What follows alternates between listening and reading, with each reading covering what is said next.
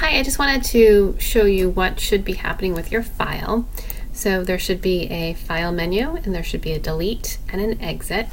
And you should also have a place for the person's name, a place for their phone number, the number in the party, and the times they want, plus the reserve button. There's also a button to display everything, and you can pick how this screen looks.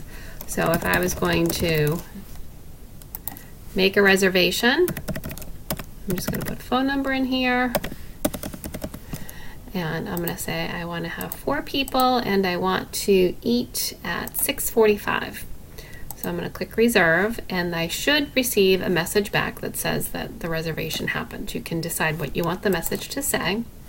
Then the screen clears out for me back to the default, so I can type in the next name and put in a phone number, the number and party, and pick a time for the next person. Click reserve, and it's stored successfully, and it zeroes out my screen. I'm going to do another one. Type a phone number. Obviously these are fake phone numbers. And this one's going to have 3 people, and they're going to have an 8 o'clock reservation.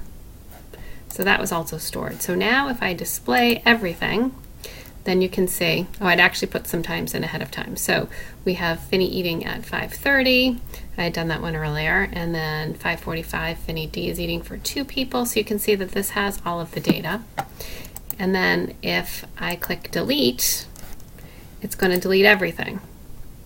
And so now if I do a new, so right now I have all of these files, and if I do a new one, and I'm just going to do one person for 5:30, I click reserve, so it has stored successfully. And I'm going to hit the display all. Now it shows only the one reservation. So obviously, if I had done, I probably should have had a clear on there. It would have looked much nicer than keeping the existing display all when I had deleted the data.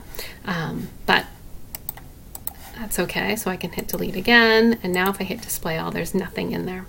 So that's sort of how the code should operate, and hopefully yours is working like that. If not, you do get partial credit for things that you have the code. If you tried to meet the requirements, you will still get credit for that. But I need to make sure everyone has their code up, and I'm posting this to help with those that are working on documentation in case your code is not working.